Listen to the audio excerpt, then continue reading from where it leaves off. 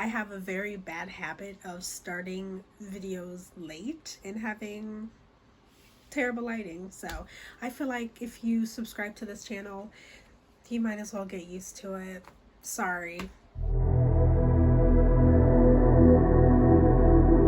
Hello, my name is Evelyn and welcome to my channel, or welcome back if you are returning, which is super exciting. Thank you.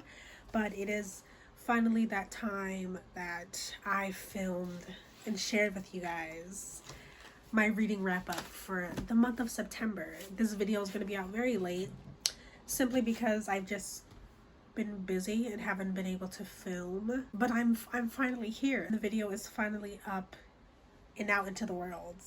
And for the month of September, I read 5 books, which I'm honestly very surprised because, you know, school and work and all that jazz.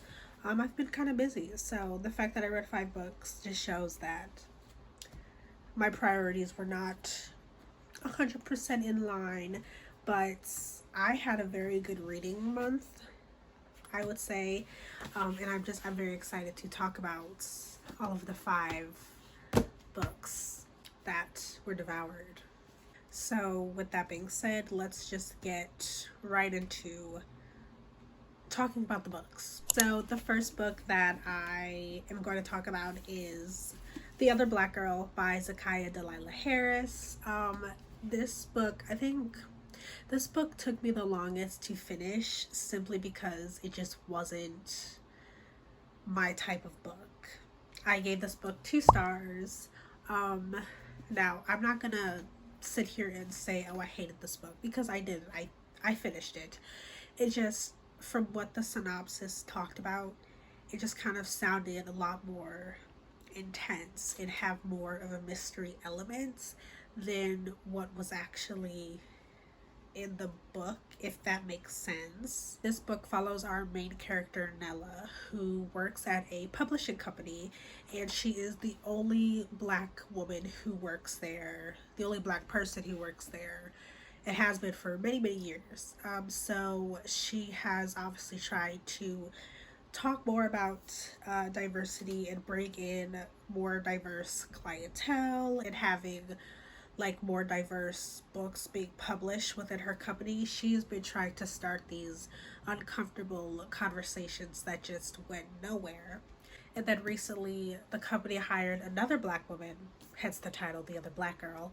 And this obviously makes Nella extremely happy because she's finally not the only black person, and she feels like having those uncomfortable conversations about race and having more diverse everything within the company, she won't be alone in this anymore. So she thinks, you know, oh my God, another black person, I finally have an ally, somebody who's going to have these conversations with me and maybe make more of a mark because there's more than just one person saying it. Not the case, kind of. The other black woman that is hired, her name is Hazel, and once Hazel is hired and everything, Nella starts getting these notes telling her to leave the company and that it's going to be harder if she doesn't leave now. And so the story is literally just about Nella trying to figure out who is leaving these notes and why they're leaving these notes, as well as try to, like I keep saying, have those uncomfortable conversations about race and making things more diverse and more inclusive just for everybody, not just black people. So that's what the story is about. It sounded so good. Overall, I just feel like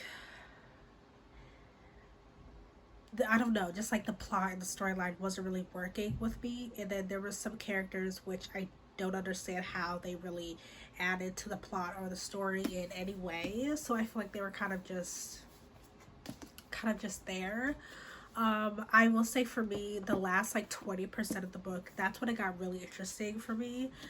And I wanted to, like, if the whole book was like the last 20% of the book, I would have loved this book because there was so much happening, so many answers finally being solved. I enjoyed the ending of the book, which is probably the reason why I finished it and didn't DNF it, is because I wanted to know who was leaving the notes, why the notes were being left, you know, just stuff like that. So that's why I kept reading it.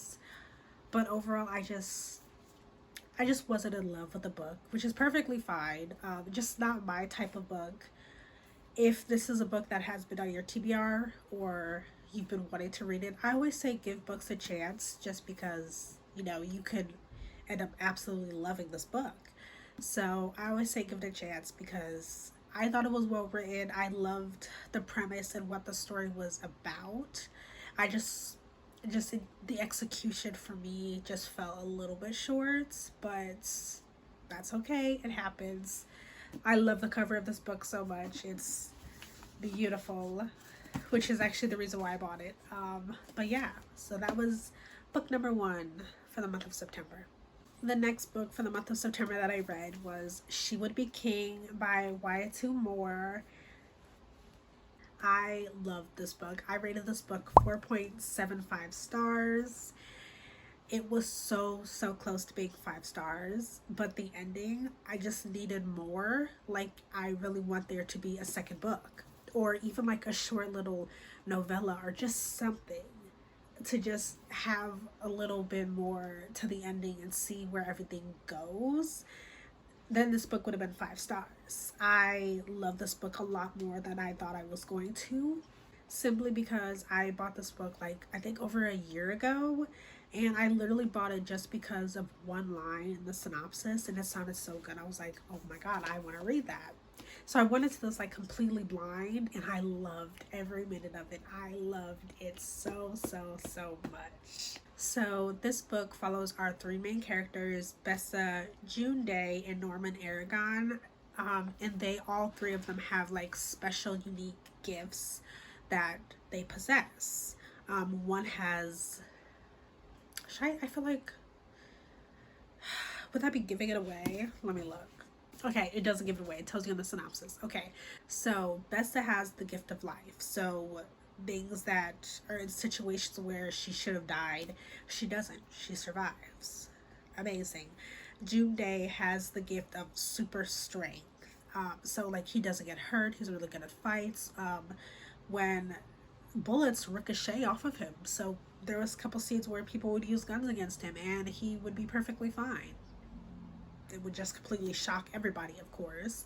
And then Norman Aragon has the gift of disappearance, so he blends in with the earth, so he's invisible to the eyes. So they have these gifts that they're using for good. They're trying to stop the slave trade, and form a bridge between the people in their villages and the French people who are trying to take their land.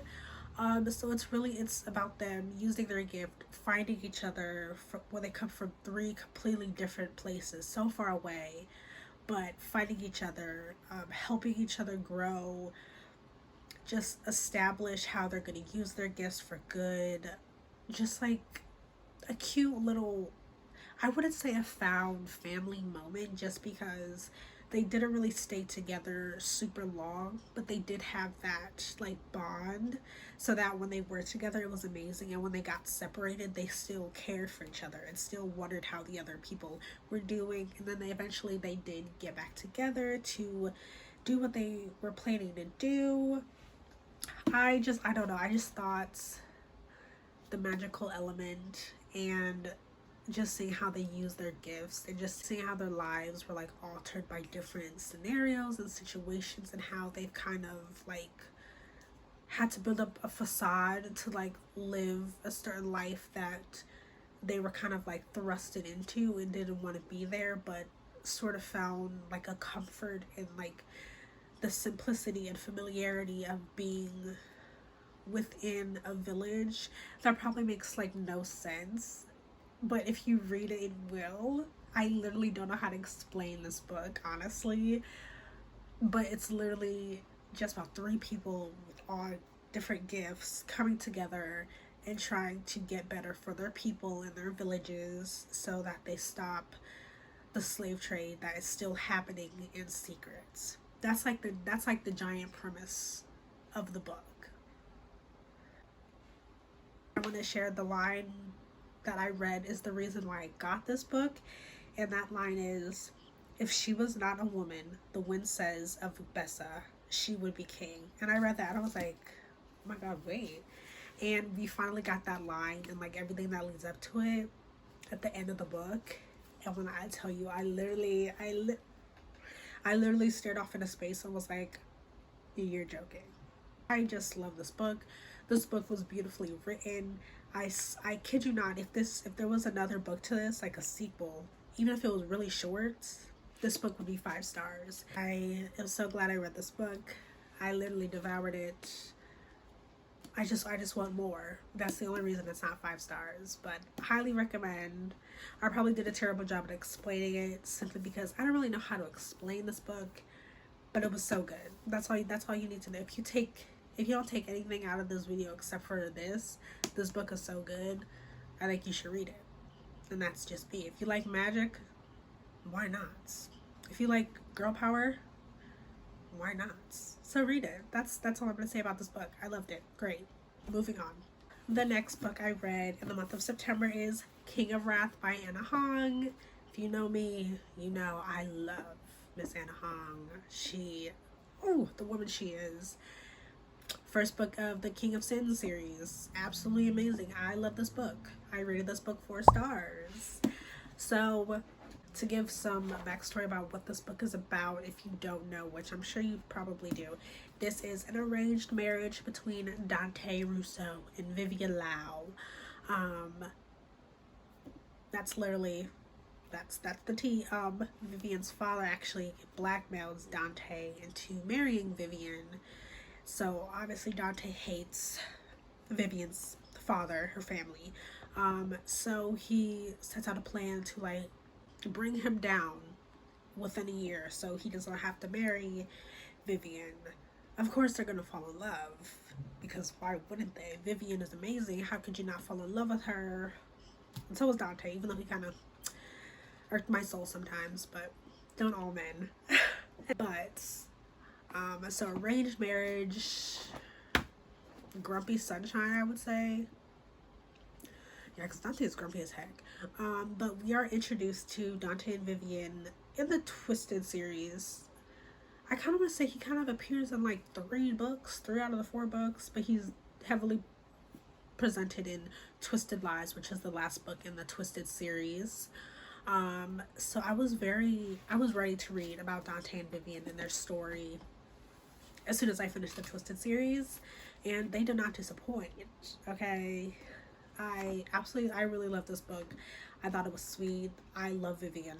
I just do. I feel like I always end up loving the women in the books because in Anna Hong's books, they're just so great. I don't know. I just love them a lot. Of course, I love the men as well, but like Dante wasn't my favorite Anna Hong man, but he was pretty cool. You know, I can't say too many bad things about the man. I can't. But it was nice finding out like the backstory of why the arranged marriage happened. We get to see the bond between Dante and his brother, which does get better throughout the book. I really like his brother. I think his brother is cute. Just overall, there's really not much I can say about this book. You know, arranged marriage, they fall in love, of course. Grumpy sunshine, he's a billionaire. You know, they both have family problems. Oh, there's literally one thing I wanted to talk about. I really loved like to talk about the cultural differences that they have, because Dante is obviously, he's a white man, and Vivian is, I think she's Chinese. I want to say she's Chinese. The conversation about, so Dante clearly doesn't like Vivian's family or her father, and Vivian, is very important, like the idea of family and respecting your elders and being respectful and like listening and following orders that her family has set in place for her, simply because family is so important, and she doesn't want to mess that up. Like, she doesn't want to put like a dent in the family dynamic or anything like that. And Dante, he just didn't understand why Vivian tried to do everything that her father said and everything that he set in place for her. Dante didn't understand why she felt like she needed to do everything and not like question authority or just stir up things. You know, he just didn't understand like the importance that family has, and like the conversation that Vivian just says about how like in her culture, you know, family is everything. And it was really nice to see like the cultural differences being talked about, because you know, Dante isn't close with his family. You know, he doesn't do what he's told or whatever. He does what he wants. You know, it doesn't matter to him. He is fine not talking to his family. For Vivian, that's just not the case because of how she was raised, her cultural background, everything like that. So I really like that aspect of it, and trying to get Dante to understand why she did the things she did and why she's going to continue to do the things she does. So I really, really liked how that was talked about in this book, because first of all, cultural differences are everywhere. Like, nobody's the same, and having like a honest conversation with somebody that she was catching feelings for to help him understand where she's coming from. I just thought that was really awesome, because they're both very different people, and I just thought that like that was a conversation that needed to be had, and I'm so glad that Anna included that, because I thought that was like very powerful for the book and how the rest of the book plays out. And just so it helped Dante be more understanding and not so aggressive when it comes to Vivian and her family. He still hates the family, but he understood more as to why Vivian let things happen. So I really love that aspect. Overall, it was a great book. I'm very excited to read King of Pride, which is on my October TBR, and then King of Green, which comes out on the 24th, I'm pretty sure, of October. I can't wait for that book. So thank you, Anna Hong, for bringing your talent to the world, because I love your writing. Next book for the month of September is Mixed Signals by B.K. Borison, and I rated this book 5 stars. I devoured this book. I bought this book simply because of the cover. I thought it was beautiful. Gave me very much fall vibes. I did not know it was part of a series, so now I have to get the other books and go backwards, because this is the third book in the series. I think the first one is Love Light Farms, In the Weeds, Mixed Signals, and then there's, I think, Business and Casual that comes out sometime this year, I think. We got a little introduction to them at the end of the book. So I'm excited to read all of them, because I went out of order. I love this book. It was amazing. It was small town. It was fake dating. It was sunshine. I think this is the first sunshine book I've ever read, and I loved it. So now I am on the hunt for more sunshine books. Don't get me wrong, I love a good grumpy sunshine book, but sunshine. Caleb, okay, I didn't even tell you what this book is about, but Caleb, who was the main guy, literally had me kicking my feet and giggling. I love this man. He definitely is up there in the top book boyfriends, because Caleb Alvarez,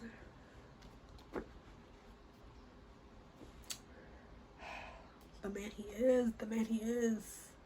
This book follows our main characters, Caleb and Layla. Layla is a baker. She works in a bakery in the Love Light Farms that she works at with her 2 other friends who are in the 2 previous books that I did not know about, so I skipped. But she works at a bakery, and Caleb is a teacher who he used to be a cop, but it was weird, the description there. Like, he was just so nice that he had to be fired because he just didn't fit the role as a police officer. Interesting. So he's a Spanish teacher now, which is really cool. The students seem to love him, because honestly, how can you not love Caleb? But they're like acquaintances. I wouldn't even say they're friends, because Caleb always goes to the bakery like 3 times a week, which we later find out obviously because he likes Layla. But he goes to the bakery all the time. Layla has had a terrible history of men. She just says she picks all the wrong guys, which is very true. And they've all been just terrible to her. And so she like says she's not going to date anymore. And she doesn't want to date in the area that she works or lives because she doesn't want to, like, if it ends on bad terms, she doesn't want to have to constantly see them, which understandable. Caleb though is not having that because Caleb likes Layla and Caleb wants to date her. So he's like, let's date for a month, no strings attached. I'll show you what love can be like. Da da da da. Give you another chance so you don't cut off love altogether. But in his mind, his plan, he's trying to get Layla to fall in love with him. So when the month is up, they could start dating for real. And he could treat her the way she needs to be treated. Period, Caleb. But I just thought this book was so cute. I used to hate fake dating, but I've kind of gotten over that because the past few fake dating books I've read have been really good. So I'm kind of a fan of fake dating, maybe a little bit. But I really love this book and see how the relationship progressed from the fake dating to like having that conversation about, I really like you, I have real feelings for you, I want to be with you, stuff like that. I thought it was so cute. I absolutely loved their characters. Like I said, my first Sunshine book, definitely will be reading more because this was the cutest thing ever. I loved everything about this book. I loved her friends, so I am very excited to go and get their books so I can see how their relationship plays out. But I just, like, this book was so cute. I just absolutely loved it. I was so sad when I finished it. My little annotations, it was just so cute. If you haven't read the series, I think it's the Love Light Farm series because that's where they work at. I'm pretty sure. But if you haven't read the series, I highly recommend because it's so cute and I really like the writing. And I obviously haven't read the other 2 books, well, the 3, but one's not out yet. But I have a feeling that this is going to be like a favorite series of mine, hopefully, because this book was just so good. I loved it. And the cover is so cute. All of the covers are very cute. But yeah, overall, great book. Go read it. And then the last book that I read for the month of September was actually read on my Kindle, and that was Yellowface by R.F. Kuang. This book was so good. I also rated this book 5 stars. I know. There's a lot of mixed reviews. Some people love this book, some people hated this book.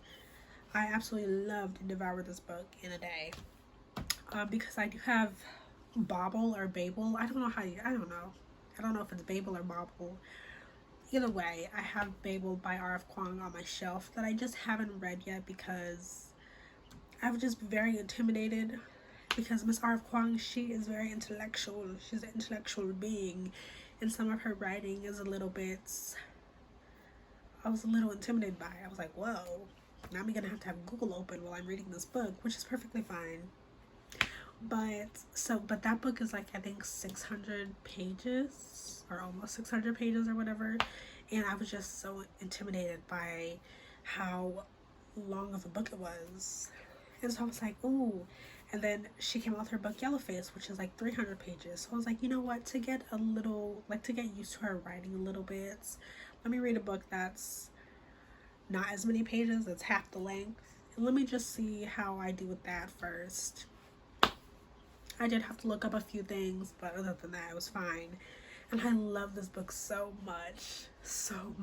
But I hated all of the characters, which was the point of the book. To talk about what the book is about, I'm sure by now you've all heard about this book. It's amazing. But it is about it's about 2 like frenemies who are both authors, and it follows our main character of Junie, or Juniper, whatever. Her and the other main character, Athena, who dies, went to college together and just grew together as writers in like the beginning phases of becoming an author and wanting to put their work out into the world. And Athena gets really popular, like takes the world by storm. A very renowned author, and Judy is just, she's struggling. Like, she's not getting the same attention that Athena is getting, so that makes her very jealous, and very petty in some ways. So they met up, they got drinks or whatever, they went back to Athena's house, and they're drunk, and Athena, in a freak pancake eating contest, Athena chokes and dies. And Athena had an unpublished, nobody knew about it, manuscript in her house that she she actually just finished. And so Juniper calls the police and everything, and then she ends up stealing her manuscripts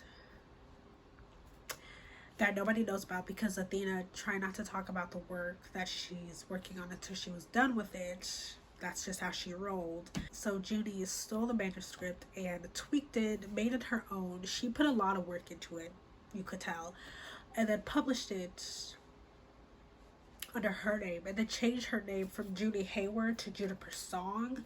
So now people assume that she was Asian, because like the manuscript was about like a war, like a Chinese, I don't even know, like the front lines for the Chinese soldiers. And so I don't know if her publishing company thought, hey, it would be better if you went by Juniper Song, so people kind of thought you were Asian. That makes no sense, but go off, queen. And she did it, of course.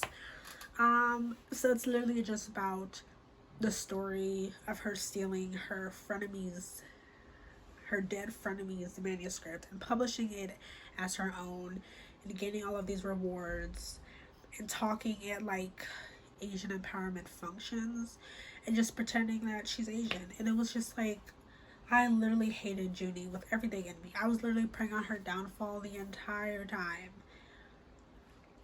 and as we all should be. Obviously the characters were not written to be likable, because they're the least likable characters ever, and we even come to find out that Athena is not a likable person as well. So then you can't even really feel bad. I mean, I did feel bad, rest in peace. But like, girl, you sucked as well. So it was just, overall, it was just terrible. Not, the book was amazing. Overall, the characters were just terrible. It was just crazy. It was just like seeing the build-up and the downfall of Judy because of the actions she took. And it was just like, it was so well written. I was just like, I was literally like, oh, I was just like on the edge of my seat all the time. Like, I was just like, oh my god, waiting for them to find out, waiting for her to fail, waiting for Athena's mother to sue Judy. It was just a lot. But it was so good at the same time. I just love this book. It was so good. So good. So that was the 5 books I read in the month of September. Like I said, I had a really good reading month, honestly. I thoroughly liked pretty much all the books except for one, but they were so good. I also realized I really do suck at explaining things. I'm very sorry that this video is kind of like, you probably still don't understand what these books are about. Yeah, there's nothing I can do, sorry. But overall, great reading month. These books were just so good. I loved all of them, and I can't wait to read all, maybe not all, I highly doubt I'll get through all my October ones, but I'm excited to read them because I know they're going to be good. But that was my September reading wrap up. I hope you guys enjoyed this video. I thoroughly enjoyed filming it and talking about the amazing books I read last month. Stay tuned for my October reading wrap up. That will be a few weeks away, so I don't know why I really mentioned that, but we'll see. If you haven't checked out my last video, that's me picking my October TBR, so you guys can go watch that and see what books may be in my reading wrap up if I get through all of them. Who knows at this point, you know? We just kind of go with the flow here.